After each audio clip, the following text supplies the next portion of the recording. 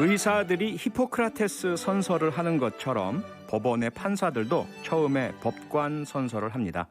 법과 양심에 따라 공정하게 심판하고 국민에게 봉사하겠다고 다짐하는데요.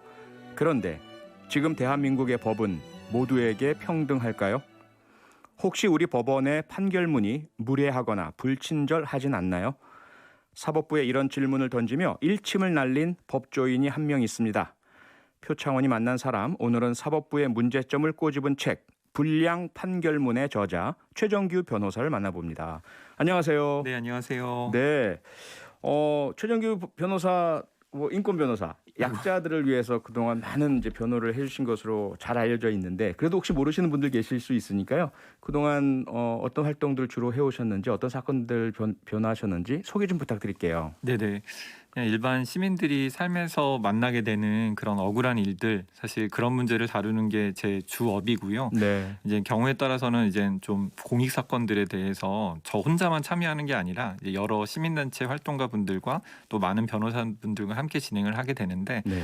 이제 2014년에 신안군 염전노예 사건이라고 예. 그 지적장애인 수십 명이 섬에 갇혀서 맞아요. 노예처럼 착취당한 그런 사건에 네. 공동 대리인단에 합류를 했었고, 또 벌써 2년이 지났는데 이제 2018년 10월에 그 고양 저유소에 큰 화재가 났는데, 네, 네. 이주 노동자가 이제 풍등을 날려서 그걸로 인해서 이제 폭발됐다. 근데 그 경찰이 그 강압 수사를 해서 여러 가지 문제가 됐던 사안.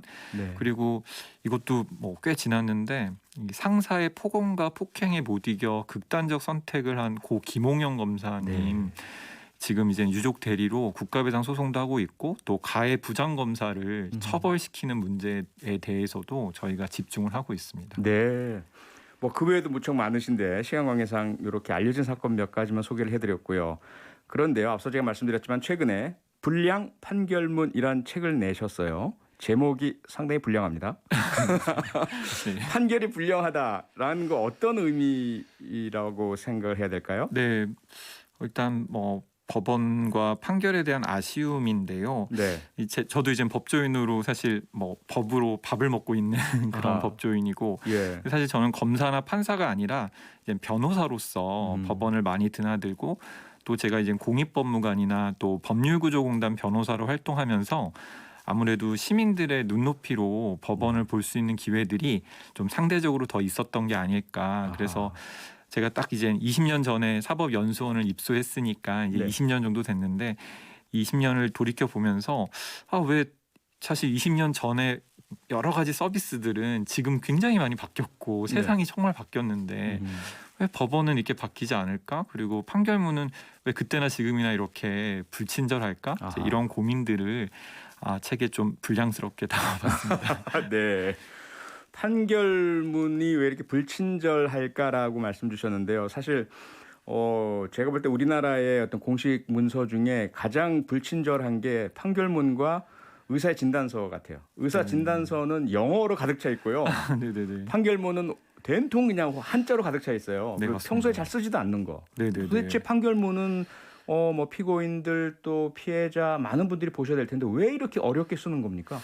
저도 그런 게 고민이더라고요. 사실 판결문이라는 것이 이제 글의 분류를 하면 네. 시나 소설은 아니지 않습니까? 아니죠. 예. 그리고 설명문 또는 논설문이죠. 그러니까 당사자를 설득해야 하는 문서죠. 예. 그러니까 이 판결문을 가지고 이 소송을 제기한 국민들, 재판을 받고 있는 국민들을 설득해야 되는 문서인데, 네. 그러면 설득하려면 사실 쉽게 써야지 설득이 될 텐데, 그렇죠. 뭐 사실 초등학생이 읽어도 이해가 되고 설득이 되는 그런 걸로 해야 되는데, 지금의 판결문은 사실 암호문이죠. 암호문. 암호문. 예, 네. 그래서 제가 법률구조공단에 있을 때 많은 시민들이 판결을 받았는데 이 네. 뜻이 무슨 뜻인지 모르겠다. 아하. 이겼는지 졌는지도 잘 모르겠다라고 네. 해독을 해달라고 예. 찾아오신 분들이 굉장히 많았는데, 이건 정말 심각하죠.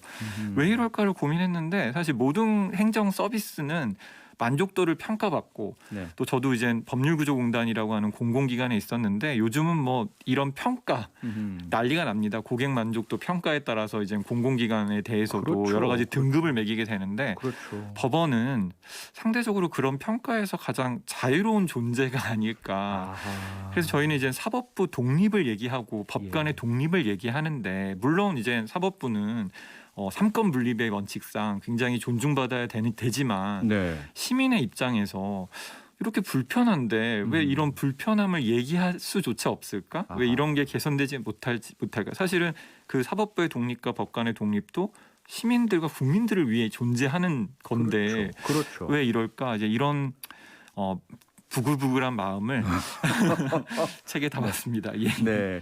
자, 그런데요. 판결문이 뭐 힘들고 어렵고 또 이해하기 어렵게 설득되지 않게 쓰여졌다. 뭐 그것도 문제이긴 하겠지만 더 문제는 실제 판결 자체가 억울함을 야기한다든지 합리적이지 않다라든지 그게 더 문제 아니겠습니까? 네, 맞습니다. 일단은 정말 억울한데 네. 억울해서 법원에 갔는데 더 억울하다.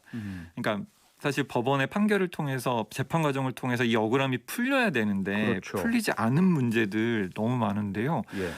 일단 어떤 특정한 사안을 놓고 생각하는 것보다도 이제 판결문을 보면 민사 판결문을 보면 아예 이유가 기재되어 있지 않는 이유가 그러니까 없어요. 왜 졌는데 왜 졌는지가 나와야 되는데 예. 이유가 기재되어 있지 않거나 아니면 이유는 적혀져 있는데 아무리 읽어도 무슨 말인지 모르는 예. 일단은 지금 우리나라 같은 경우에는 청구 금액 민사 청구 금액이 3천만 원이 넘지 않으면 네. 그냥 법원에서 소액 사건 딱지를 붙입니다. 3천만 3천만 원이 사실은 일반 시민들에게는 소액 사건 소액이라고 느껴지지 그죠. 않는데 크죠. 소액 사건으로 이게 이 민사 사건의 70%를 차지하는 그러니까 열의 7은 소액 사건인 거죠. 네. 그리고 판결 이유를 생략하는 거예요. 생략하게 되는 거예요. 근데 소액 사건이 되면 뭐가 다르냐? 판결 이유를 생략해. 안 써도 된다. 네, 생략할 수 있다라고 되어 있는데 그냥 거의 다. 거의 다 생략돼 버리는 거죠. 그러니까 1, 2년 동안 재판을 받아서 판결문을 받았는데 그냥 진 거죠. 이유를 기재가 되어 있지 않는 거죠. 그야말로 묻지마 판결이네요. 네, 맞습니다. 당신 졌어. 이유 예. 묻지마. 그런 판결문들이 쏟아져 나오다 보니까 너무 예. 답답하고 그리고 사실 법원에 그 이유를 물어볼 수도 없어요. 그리고 판결 그 선고 결과를 들으러 가도 네. 설명되지 않는 거죠. 아하. 예. 그리고 이유가 기재되어 있다 하더라도 그냥 대법원 판결문 하나 딱 기재되어 있고 예. 이 요건에 해당되지 않음 끝 이렇게 어허. 내린 판결문. 그러니까 사실은 우리가 이런 어려운 문제, 억울한 문제를 법원에 가져간다는 거는 그냥 법원에 가져가는 것만이 아니라 정말 치열하게 논증하고 고민한 그 결과가 네. 판결문에 기재돼 있어야 그렇죠. 아 이게 맞구나, 내가 잘못 생각했구나. 네. 설사 졌다 하더라도 그렇죠. 설득 당하고 페이지를 넘길 수가 있는데 법원을 갔더니 더 억울하고 이유도 모르겠다라고 하니까 이 갈등 상황이 예. 그러니까 인생의 페이지를 넘겨야 되는데 시민들이 못 넘기는 거죠. 더 억울해지겠네요. 더 억울해져서 그래서 이제는 내가 판사를 상대로 소송을 해야겠다. 아하. 판사를 상대로 고소고발을 해야겠다라고 하시는 분들이 생기는 건데 물론 예. 이젠 조금 지나치게 하시는 분도 계시지만 저는 정말 좀 그 답답한 마음이지 않을까. 사실은 판사를 고소고발한다고 해서 처벌되는 경우보다는 예. 되지 않는 경우가 더 많겠지만 그렇죠. 시민들이 그런 마음이라는 거죠. 음. 그런 마음들을 조금 법원이 좀 헤아려 주셨으면 좋겠다고 하는 생각을 예. 제 책에 담았습니다. 그 예를 들어 너무 판결문이 부실하고 불량하고 이해도 안 해주고 더 억울하게 만들어서 내가 저 판사를 직무유기로 고발할 거야. 고발이 할 수는 있겠지만 수사가 되겠으며 이게 입건이나 되겠습니까? 네, 그렇죠. 그러니까 정상적인 어떤 그런 판결문들, 예. 정말 성실한 논증이 담긴 판결문이 생산되지 않으니 시민들이 오죽답답하면 사실 네. 그 싸움을 또 하려는 겁니까, 그렇죠? 근데 저는 좀 고민을 해야 되지 않을까 싶습니다. 고민이 필요한 시점이다. 예, 예. 네, 그 고민을 함께 하면서 잠시 광고 듣고 돌아오겠습니다. 네, 표창원이 만난 사람. 오늘은 사법부의 문제점을 꼬집은 책 불량 판결문의 저자 최정규 변호사를 만나고 있습니다. 저희도 사실 이 뉴스아이킥에서 여러 사건 사고들을 다루는데요. 그때 이제 판결에 대한 이야기도 많이 하거든요. 네네.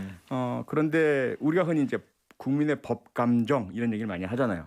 그런데 판결 중에 보면 국민의 법 감정과 전혀 다른 네네. 예를 들어 성폭력이라든지 재벌이나 가진 자들의 범죄, 뭐 수십억, 수백억의 횡령 이런 것들은 솜방망이 처벌을 하고 반면에 좀 노숙인, 배고파서 네네. 달걀 훔친 사람 이런 사람들은 징역형을 내리는 등 국민과 전혀 다른 판결. 이건 도대체 왜 이런 현상이 난다고 생각을 하세요?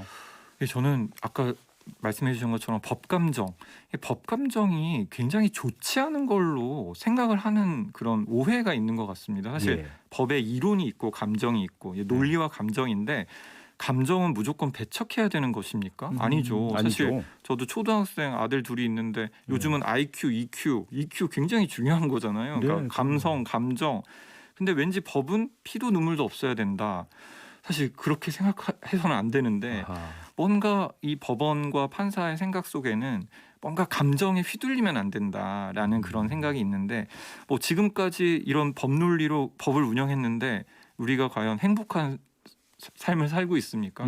그렇지 않다면 네. 물론 이젠 뭐 어떤 극단적인 감정이라든지 그러니까 극단적인 논리가 문제가 있는 것처럼 극단적인 감정이 문제가 있는 건 문제가 있는데 예. 그냥 국민들과 시민들의 어떤 법 감정은 무시한 채 우리는 그냥 논리대로 선고하겠다. 뭐 그런 어떤 태도는 저는 네. 정말 지양돼야 된다는 생각이 들고요. 예. IQ도 중요하고 EQ도 중요한 것처럼 법 논리도 중요하고 법 감정도 중요하다는 거를 네. 균형감 있게 사실은 판결문에 녹아나야 시민들이 그 판결문을 보고 설득이 되고 납득이 되고 우리 사회의 갈등이 해소되는 거지. 예. 법은 원래 이래 피도 눈물도 없어라고 하는 건 사실은 말이 안 되는 게 아닐까. 근데 지금껏 우리는 계속 그런 세뇌 교육을 받은 것 같죠. 법은 네네. 그래야만 된다. 그러니까요. 근데 저는 그렇게 생각되지 않습니다. 왜냐하면 법도 당연히 시민들의 감정과 시민들의 생각이 반영이 돼야지 시대에 동떨어지지 않는 것이지. 네. 네, 지금 정말 법원에서 나오는 판결문 보면 AI가 차라리 낫다. 이제 이런 좀 자조 섞인 지금 바로 얘기가 그 나오는데. 말씀을 유튜브에 행운님께서 바로 남겨주셨어요. 그래서 AI가 해야 합니다. 이렇게요. 근데 저는 그렇게 생각하지 않습니다. AI는 논리적일진 모르겠지만 감정을 읽지 못하기 때문에 저는 그러니까. 정말 법관이나 뭐 검사나 되게 딱딱하다고 생각되는 그런 직역인데 저는 물론 뭐 감정에 휘둘리는 것도 문제지만 네. 뭐 그냥 감정은 다 배척하고 논리로만 피도 눈물도 없이 뭘 선고한다?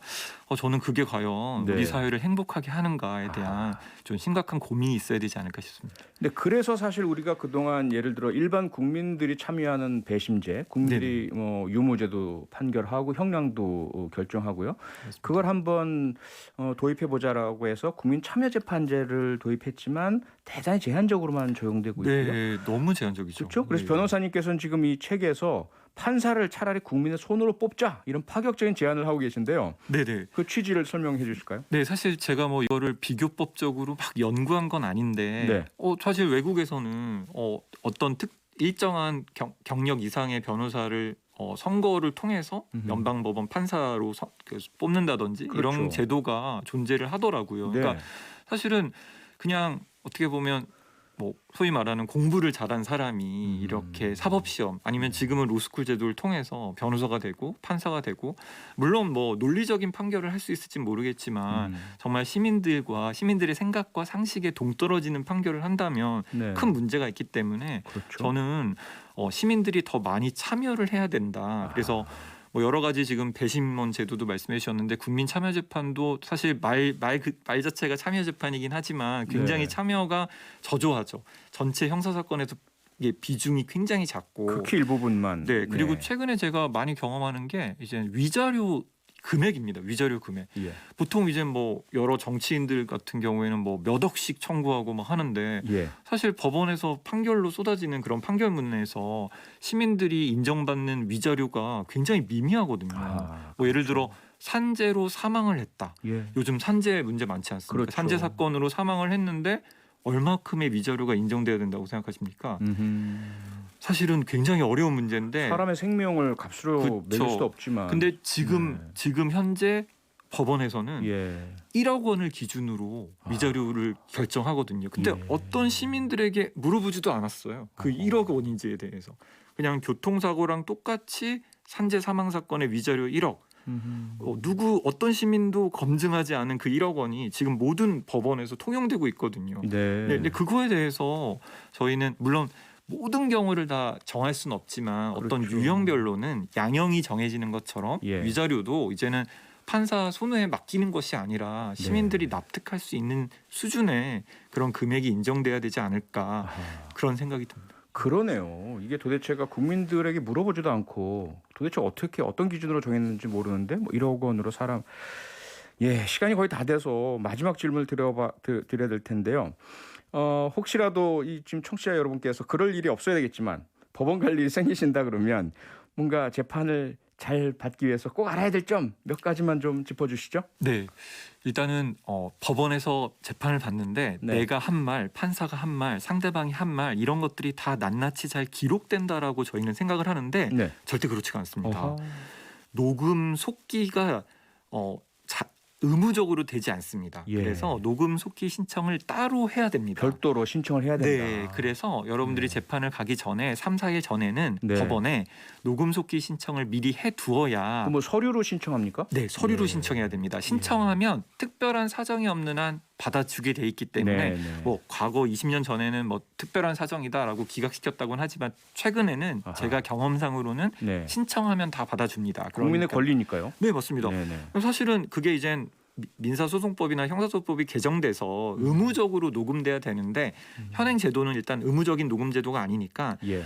법정에 가시기 전에 미리 녹음 속기 신청을 하셔야 아하. 그래도 조금 더 투명한 공정한 예. 그런 재판을 받으실 수 있다라는 말씀을 드립니다. 네, 아주 중요한 조언이신 것 같습니다. 물론 법원 가는 일은 없기를 바라고요. 네네. 오늘 말씀은 여기까지 듣겠습니다. 지금까지 최정규 변호사와 함께했습니다. 고맙습니다. 네, 감사합니다. 평일 저녁 6시 5분에 여러분을 찾아갑니다. MBC 라디오 표창원의 뉴스 하이킥.